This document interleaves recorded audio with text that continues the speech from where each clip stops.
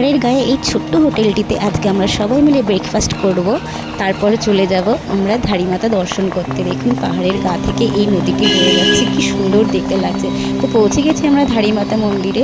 প্রসাদ সব কেনা হয়ে গেছে। এটা হচ্ছে ধারীমাতা মন্দিরের গেটটা। এখান থেকে প্রবেশ করেই তারপর আমরা ধারী দেবী দর্শন করব।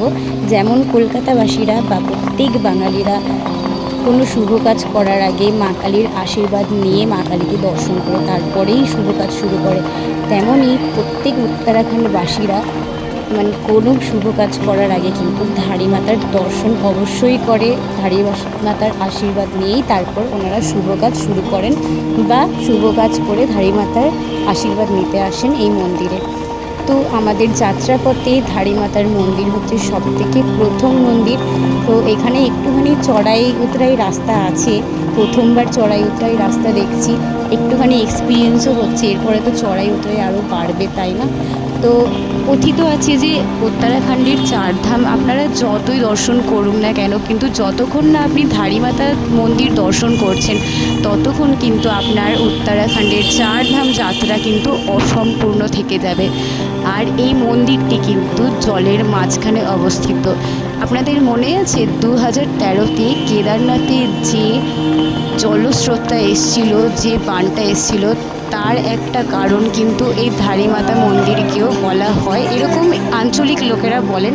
কারণ যেই দিনকার বানটি এসছিল 2013-তে, তার ঠিক আগের দিনকারই এই ধারীমাতাকে তার নিজের স্থান থেকে সরিয়ে অন্য স্থানে রাখা হয়েছিল এখানে কনস্ট্রাকশন কাজ হবে বলে। তার পরের দিনে কিন্তু উত্তরাখণ্ডে বিশাল বড় বান আসে, সেই কথা তো আমরা সবাই জানি।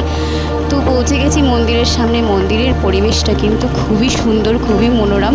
ছোট ছোট ঘন্টি বাঁধা আছে। তো ওখানে আঞ্চলিক লোককে জিজ্ঞেস করলাম, তো ওনারা বললেন যে এখানে যারা যেরকম মানসিক করে সেই হিসেবে কিন্তু এখানে ঘন্টি বাঁধতে হয়, যেখানের যেরকম নিয়ম আর কি।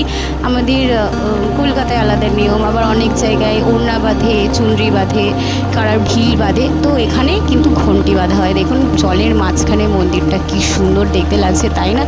মন্দিরে বেশ অনেকটাই লাইন ছিল।